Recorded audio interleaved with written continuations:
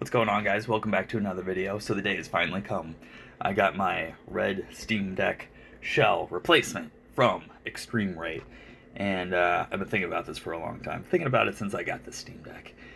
That I need a red Steam Deck in my life, just like I got the red Switch in my life, and that was a challenge. That was a challenge. Doing the Joy Cons, the back plate was easy, and I'll do a comparison at the end.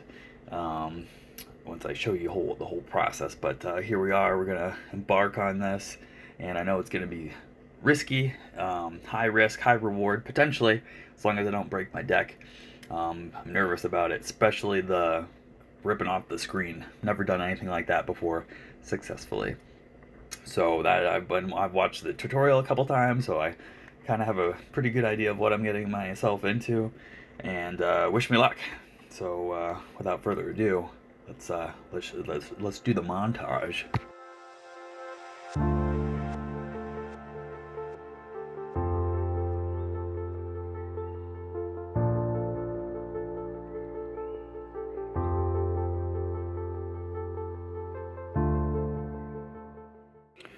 Just got a box of guts, old and new. Here's the tutorial. I got some tools over here. This is just what's left of the Steam Deck as far as the front.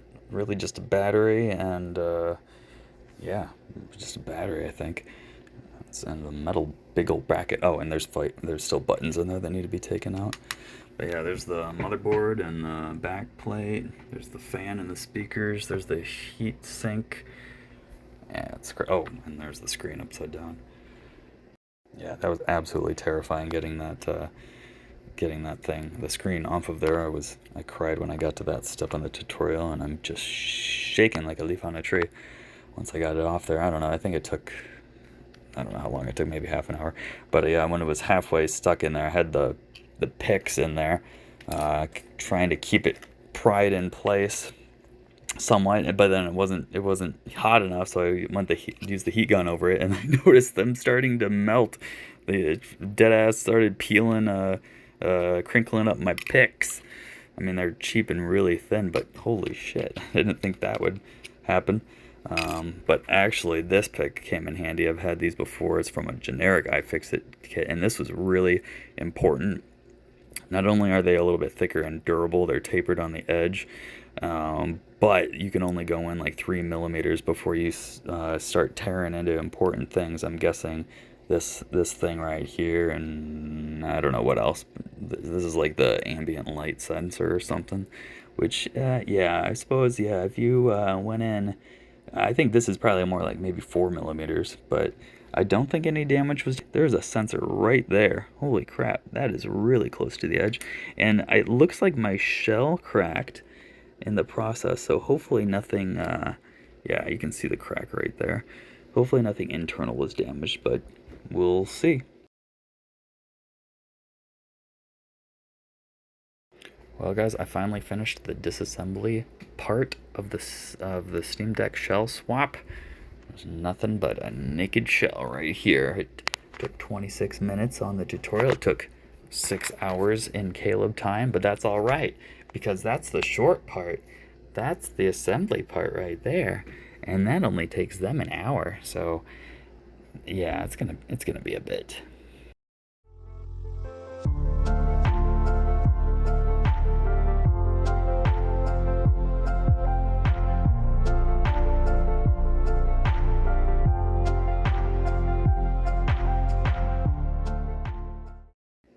Alright, so I'm kind of skipping towards the end part, even though the Steam Deck does have these replacement back buttons in red, and I do like them.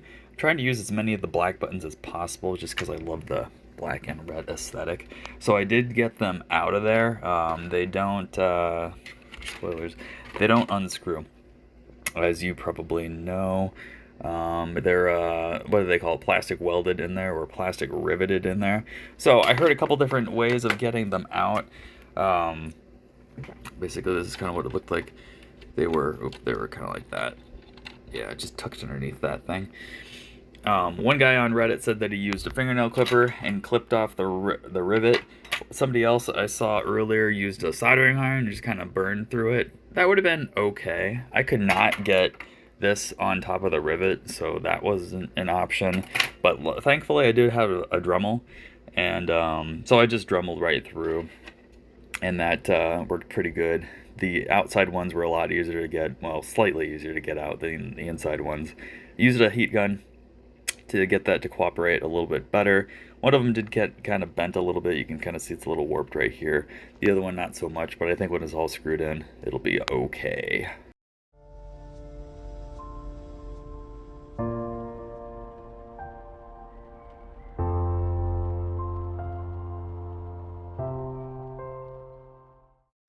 Alright, ladies and gentlemen, well, I got the Steam Deck back together, and it is working, mostly. Let's take a look at the back here, looking really good. Back buttons are cooperating, the triggers and bumpers are cooperating. Let me show you what's not working. It's 99%, maybe 95% working. I did go back and adjust the Steam button because it felt a little mushy, and now the trackpad is a little mushy, a little weird. It's a little sloped in on the left side. It functions normally, but it's not like perfectly even like it is on the right. And the left stick isn't working at all. So I think something's just unplugged internally. I don't think it's really something to be super concerned about, but I'll show you in the test what's going on. Okay, so we got the D-pad is working. There we go, it's lit up. We got the trackpad, it's working. The Steam button is working. The left analog stick, nothing. Not even a click, as you can see. The right stick is fine. Actually, you'll see the left stick is wigging out, so that's not great. Start button, the other button on the other side. Three button dot lit, trackpad lit, face buttons all good. There's your triggers and bumpers on that side, triggers and bumpers on this side. Okay, and that's all you can test. Oh, and the back buttons. Back buttons on there, and back buttons on there. There we go. Okay, so I gotta dive back in. I didn't put the screws back in, because just in case. And I feel like there was one more thing, but wish me luck. Alright, well, I cracked her open and I instantly figured it out. I just forgot to plug in the analog stick right here. And hopefully, maybe that, I don't know if that has to do with the trackpad or not. That gets a little more complicated. But I did the exact same thing with the Joy-Con on my Switch when I did that, so we'll see. Alright, everything's good now. I opened it up like 2 or 3 more times. I did get the left trackpad the way I want it. It's just took it all out and just adjusted it slightly. The left paddles were giving me some issues, but I just kind of popped those back into place and they're good. And last little minor thing was a squeak in the right trigger. The spring was just needed to be kind of adjusted with a pry tool. Didn't even have to take the button out. So hopefully everything's good. Let's do another test. Okay, nothing going on with the analog sticks that's bad. That's good. Love that. That's good. Trackpad, sensitivity, click, sensitivity, click. Steam button, dot button, select, D-pad, start, face buttons, triggers, bumper, trigger, bumper, back buttons. This is tricky. 1, 2, oh, hang on. Uh-oh. Alright, so you probably gathered that, yeah, it was successful. For the most part. I did have to reopen it a couple times just to get all the buttons working, and even still, the bottom left bumper is still kind of finicky. It works 100%, but you have to really push it hard. Luckily, I don't use either of the two bottom paddles. That's what I meant to say. Very much, or all predominantly the top two. But yeah, no, I'm pleased with the results, and I would say, would I recommend doing this to the average person, the average Steam Deck user? I would say absolutely not. This was way more challenging than I than I thought. It took a lot longer than I thought. People are online. Obviously, the tutorial was about an hour, but they knew exactly what they were doing. It wasn't their first rodeo. And somebody, I saw a comment saying that it took them 6 hours because they were really taking your time. I'm like, okay, I can probably knock that out in a day or in an afternoon or something. But it took me 6 hours just to get it disassembled, and it took me 2 days, 2 sittings, to get it all back together.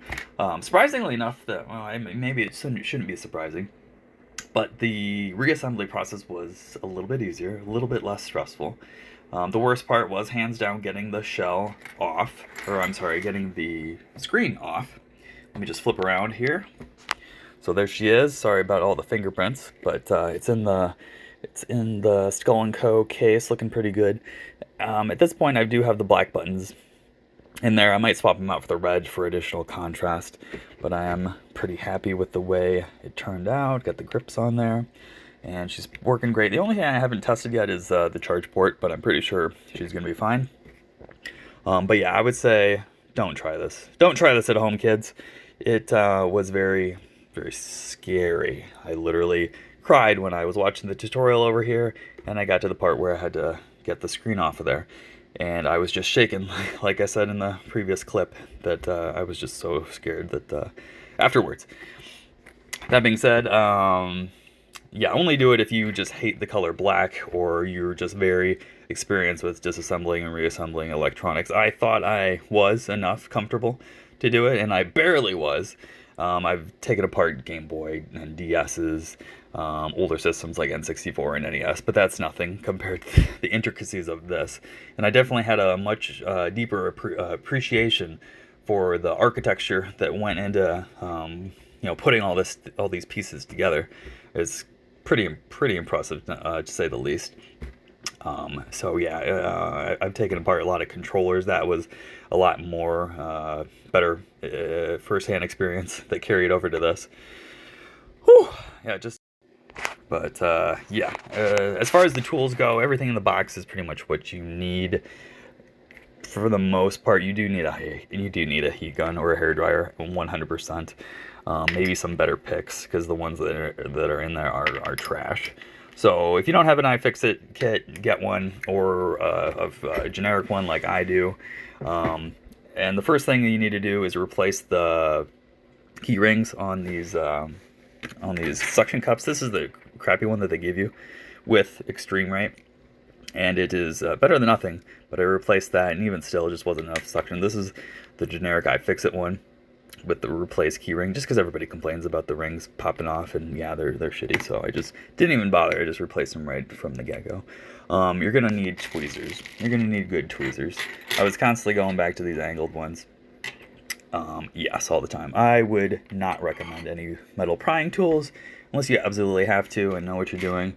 Otherwise, stay away from those. I was using them kind of in a pinch when I knew what I was doing, kind of.